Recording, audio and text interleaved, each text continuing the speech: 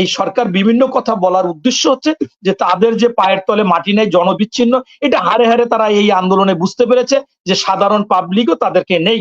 আর দল তো আছেই, বিভিন্ন দলে লোকজন তো থাকবেই। এই জন্য তারা আজকে বিভিন্ন ইস্যু সৃষ্টি করতে চাচ্ছে, বড় ইস্যু সৃষ্টি করতেছে, বলতে চাচ্ছে জঙ্গি জঙ্গি। আসলে এই জঙ্গি আপনি কিভাবে বলবেন? এবং এইটা জঙ্গিটা বানাইতে চাচ্ছে বহির্বিশ্বকে দেখাবার জন্য। আমি মনে করি যে এই সরকারের উচিত জনগণের পালস বুঝে একটা জবাবদিহি সরকার দেওয়া, আর অবৈধভাবে ক্ষমতায় থাকার জন্য যা ইচ্ছা তাই না করা, এত মনে করেন মিথ্যাচার না করা, এত মানুষের প্রতি অন্যায় না করা, অবিচার না করা। এবং আপনি জামাতকে নিষিদ্ধ করবেন, করেন, সমস্যা নেই। এটা আপনারা বিভিন্ন আগে থাকতে বলেছেন, হাইকোর্ট থেকে বিভিন্ন রায় এনেছেন। কিন্তু তারা তো বাংলাদেশের মানুষ। এই জামাত যারা করে আর শিবির যারা করে, তাদের জন্ম তো অনেক পরে।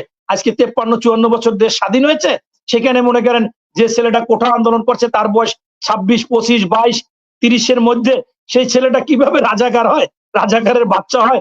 এটা তো অবাক।